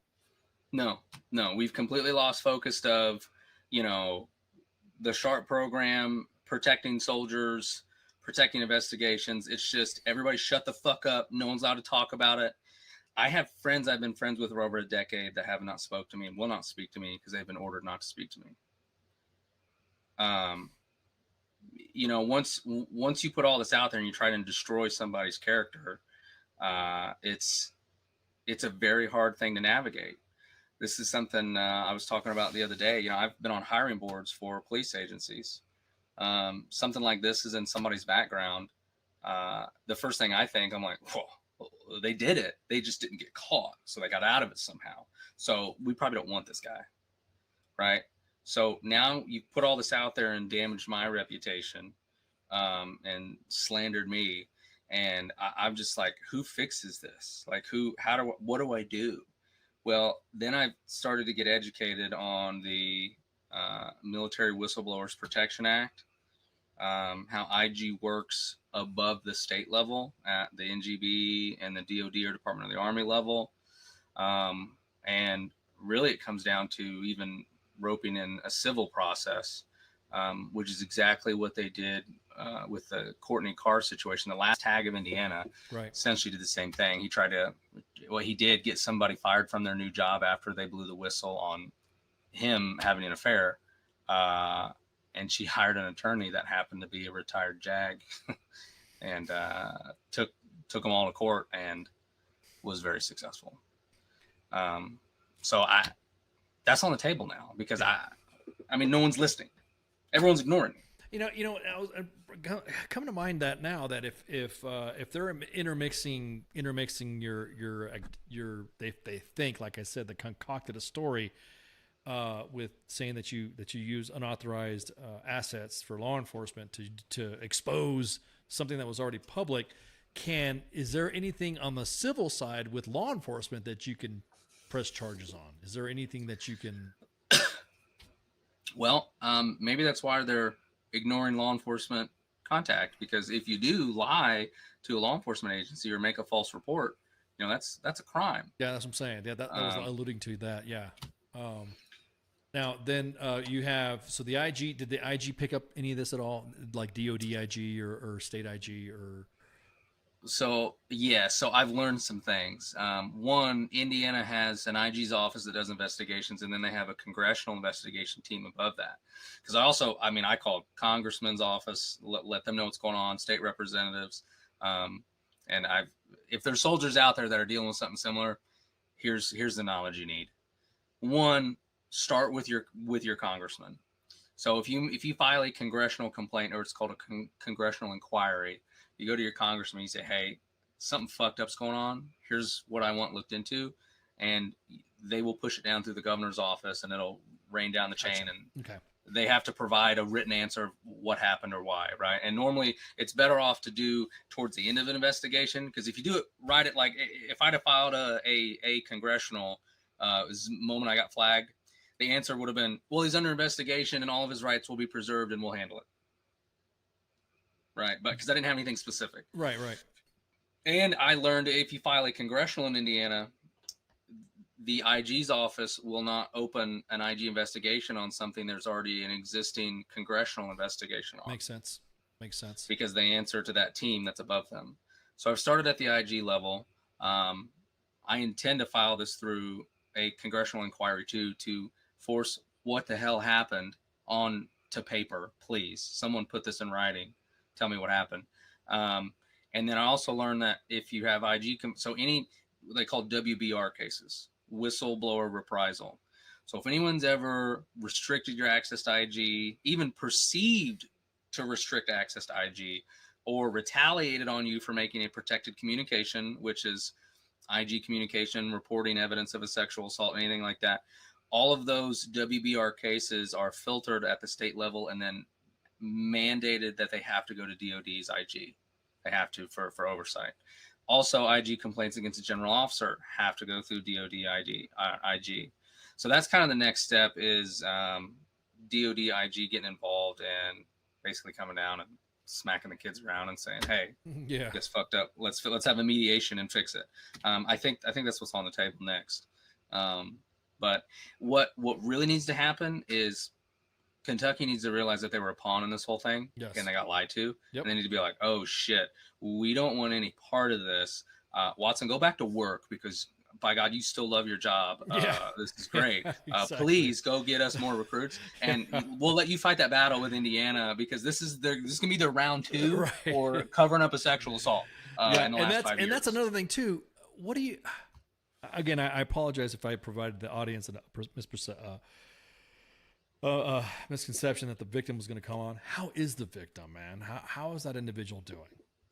So if he hears this, or if anybody talks to him, I know he made a new Facebook account, so he's okay. I didn't really know him before personally, but my heart goes out to the guy. I mean, it really does. I mean, he is the victim in this whole story. I'm just collateral damage of the nuclear blast at this point. And I hope he knows that, like, the entire battalion's on his side. Nobody likes the guy that did this. You know, we all have his back. And I don't know if they've tried to sweep him under the. I know he's not in recruiting anymore. I don't know if they've swept him under the rug. I don't know what's happened to him because, again, it's a hush hush. No one's allowed to talk to anybody. And I'm sure they've done a good job of separating us by probably telling him that I released all of his confidential records. And that's driven a wedge in between me and him. But I don't have anything against that guy. I'd do anything for him right now. I'd do anything I could, And I'm sorry that's happened to him and that he's had to go through this. It's a terrible, tragic thing. But I think the right thing to do is get it in the public's eye so that there can be justice. That's what they need. That's what needs to happen. Yeah, because if anything else, the shit that's been happening to you, Aaron, has actually distracted from the real core issue of a sexual assault by a senior leader, and it's not been looked into. That really is the bigger. I mean, I'm not saying your issue's not big, but that's really the bigger issue is the cover up of a senior leader committed a sexual assault on a victim, and then everyone's destroying everybody in the peripheral to not talk about it. And I'm just like, my mind is fucking blown on this, man. Yeah, it goes against literally everything we learn, and all of the sharp briefs and PowerPoints we get just inundated with constantly is see something, say something, see something, say something. Well, even if it's not said in the right way, like you have good intentions, right? I know I didn't do anything wrong. Hindsight 2020, maybe I could have reported it differently, printed out the whole thing, sent it in an official email, which I did after the fact anyway. No one said that was wrong. Right. But like you've now damaged the entire culture and made an example out of guys doing the right thing. And now everybody's fucking scared to death. They're like, I'm not going to say shit. Look, they fired Watson. Like he did the right thing. He just spoke up. Yeah. I have had half the battalion reach out to me at both states and say, brother, we got your back. Like, we know this is jacked up. Like keep doing what you're doing. And whether I get fired at this point now, hey, you know what? I did the right thing. Yeah, I know exactly. I did the right thing. Exactly. And it is what it is. No, I feel you, man. It's fucking tough too, because then that really was, that's in the back of my mind too. I mean, with the stuff that you're going through, Aaron, but just the victim, man. Like, hey, if you're listening, we got your back too. Cause this right here, if anything else, Sergeant Major Yates is still in position, correct?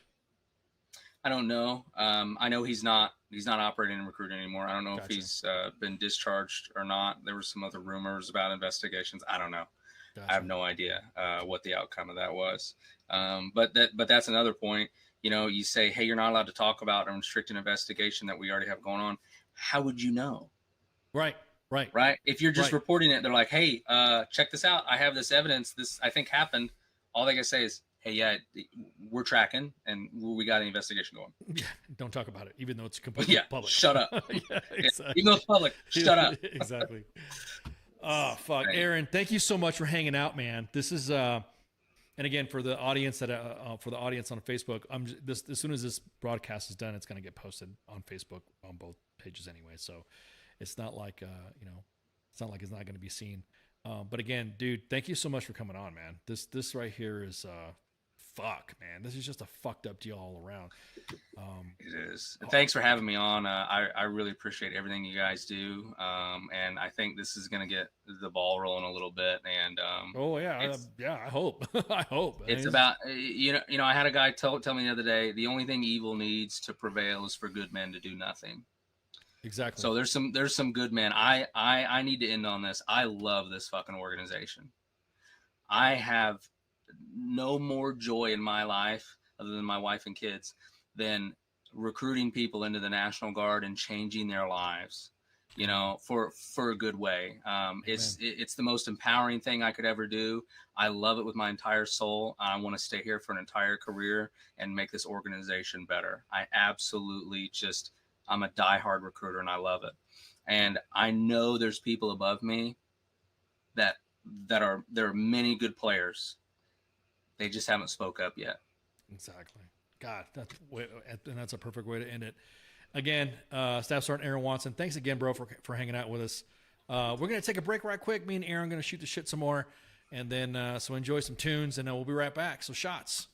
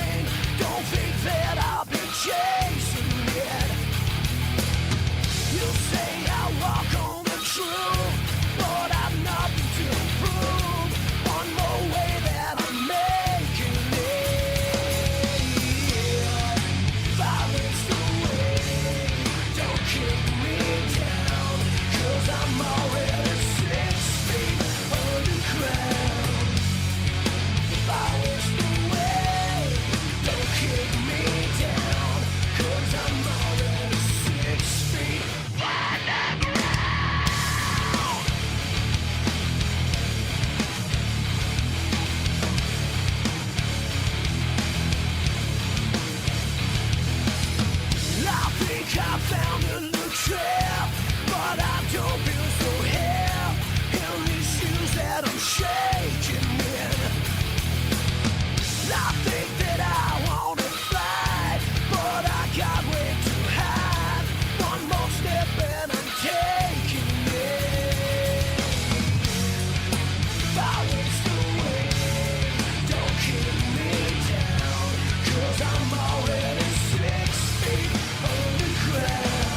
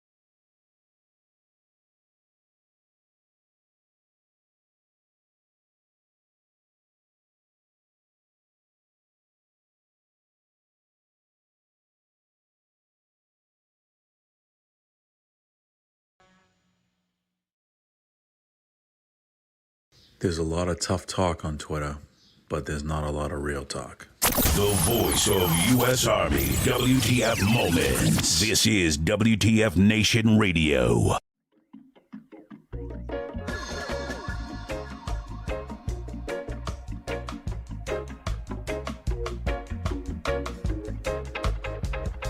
Oh, man. Ooh, doggy. Well, that was a fucking story isn't fucking insane, man. Oh, Jesus Christ. Yep, still down on Facebook, still down on the the 2 Facebook pages. I don't know why they're not playing. I don't know.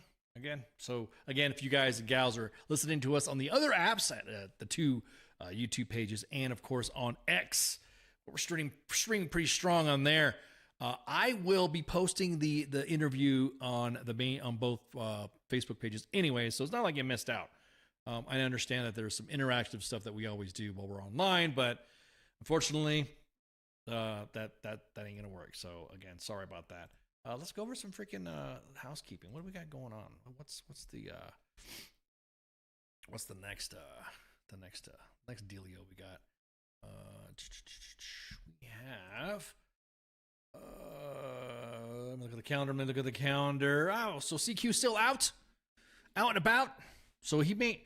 Shit, we might see what videos he has on there. He might have some. Some stuff and some sneak peek stuff we have. On Wednesday, of course, we have the Smoke Pit with the Sorrents, TZ, and Radar. And then, of course, Sergeant's Time with myself and Spanky is we have David Starn, Spencer Higgs, and Robert Duran coming on. These guys used, I mean, I'm impressed. That, I should say they aren't. Well, 2 of them are Marines, so I guess I could say I'm impressed. But I'm just kidding. It's going to be a feel-good story where these 3 veterans used their GI Bill to win a gold medal at Skills USA's a national post-secondary competition in engineering technology. I can't wait because some of the stuff that they're doing is going to be awesome.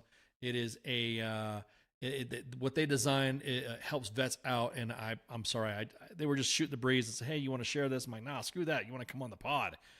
That would be a little bit better if you guys just came on and shoot the shit. So they'll be joining us in Sergeant's Time this Friday co-op or the Friday FTX. Obviously, is not going to happen. CQ's still gone, so we will more than likely have. I don't know what we're going to have. Probably going to have another share from Space Force WTF Moments, or we might have, we haven't had any good talks with or any good pods. Let me take that back. They're always a good pod with them. We've not heard from, there we go, I don't want to be mean, from the Ashes Radio. Haven't heard from them for a minute, so we might throw them on. And then, of course, Saturday is a day off for Saturday co-ops with Nemo and the crew. And then Sunday with WTF Nation Radio's Sports Bar with the actual King Smith. And what do you hear? What do you say? The coach. Coach was making some Goodfellas references, and I had to watch it. I watched Goodfellas after that. So there we go. That was good stuff. I always like watching old mob films. Anyway, so yeah. So anytime I hear, what do you hear? What do you say? Or something like that, I just, I think I'll watch Goodfellas, and I just did a review. So make sure you share, like, and follow on the streams that are streaming, I guess. Again, apologies for the streams not working on Facebook. I don't know what's going on. Who knows? Probably, like I said, because we put sexual assault in the title. And I think Facebook might have went, ooh, you can't do that. So we'll probably get banned. We'll probably get like a notice after the stream ends. That's usually how it works. So anyways, but we are on 2 other platforms, on YouTube. So you can go to WTF Nation Radio or U.S. Army WTF Moments. And of course, on the X app. We've been doing pretty good on the X app. I think it's not bad. We've had a constant stream and some reliable fans and followers and customers coming on. And of course the chat works on the X app, so I can see your chats. So again, make sure you share, like, and follow all of them. And I guess that's it. Yeah, 2000 Eastern Standard Time. Guests come on at 9 p.m. I should say, I got that wrong. 8 p.m. Eastern Standard Time. The guest will come on at 9 p.m. If we don't have a guest, we'll have, usually an hour and a half, 2-hour show. So again, also keep an eye out for the Olympics, because I know I don't want to jump into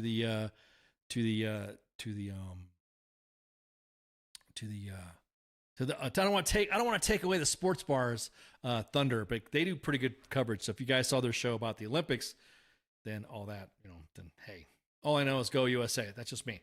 Be proud. Hey, no problem, Simon. No problem. So with that, y'all have a good night, and see you.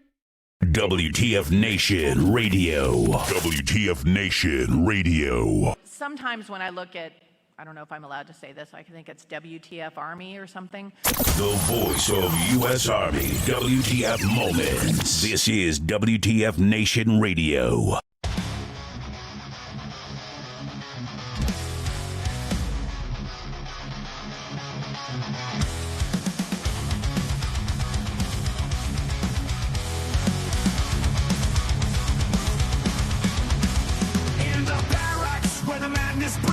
Soldier's tale of wild misdeeds, from the chow hall to the PT grind. You won't believe the things you'll find. Drill sergeant's rage, a fiery storm. Private tensions far from the norm, in the shadows where the secrets lie. Army WTF you can't deny. Army top of the stories unfold. In the heart of the chaos, the truth is told. From the field to the base, the legends grow.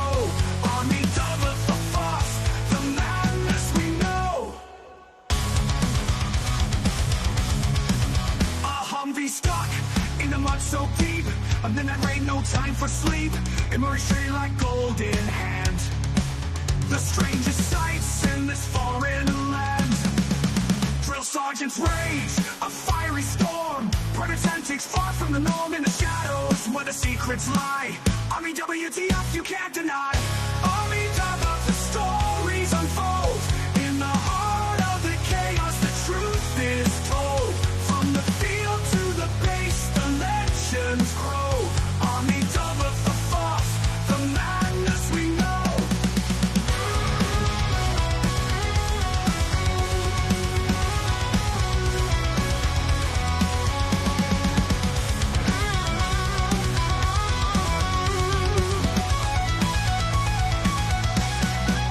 A Humvee stuck in the mud so deep, a minute ain't no time for sleep.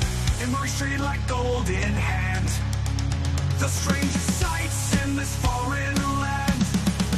Drill sergeant's rage, a fiery storm. Private antics far from the norm, in the shadows where the secrets lie. Army WTF you can't deny. Army top of the stories unfold. In the heart of the chaos, the truth is told. From the field to the base, the legends grow. Army double the force, the madness we know. In the ranks where the wild things roam, every soldier's got a tale of their own. From the absurd to the downright strange, Army double the force, it never will change. So raise a glass to the tales untold. In the Army's world, where the brave and bold live the moments that make us say, Army double for force every single day.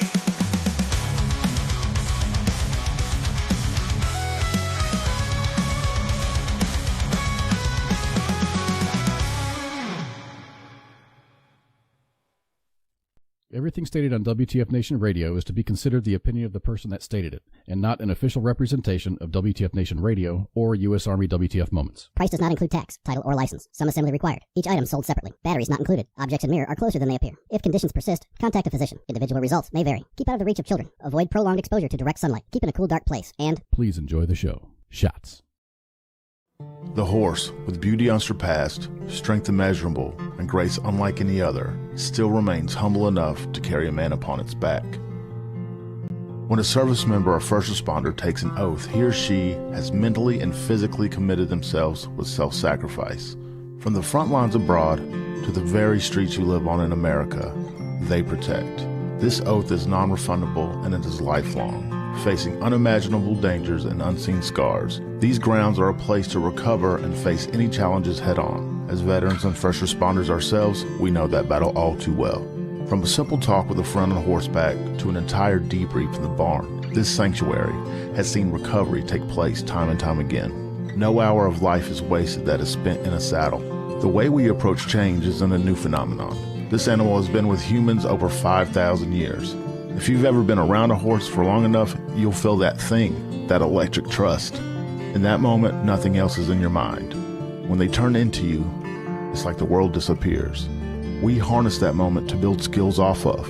Repurposing requires flexibility, adaptability, and the willingness to challenge assumptions and conventional thinking. This approach can be applied to many areas in life, including business, education, and personal growth. To ride a horse is to fly without wings. This lesson and skills learned at war horses will help reintegrate back into daily life. You'll learn coping mechanisms, improve communication skills, trust and confidence that will help reduce symptoms of anxiety and depression. These tools can be used every day to navigate life and take on many challenges. This may involve practicing mindfulness, setting boundaries, improving communication with loved ones. Transitioning back to society is hard on your own. And when you're at war horses, you're family, and families solve problems together.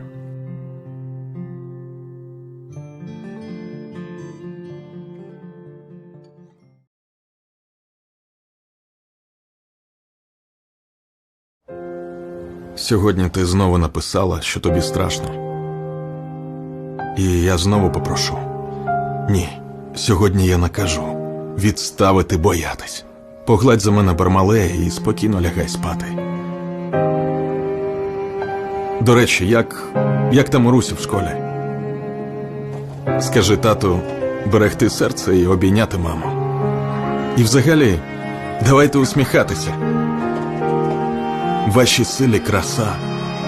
Допомагайте один одному і виручайте. Цілуйте любимих. Святкуйте свою свободу. Ви за нашими спинами, ось такі теж надійні, не ховаєтеся, прикриваєте нас із тилу. Зробіть так, щоб ми пишалися вами.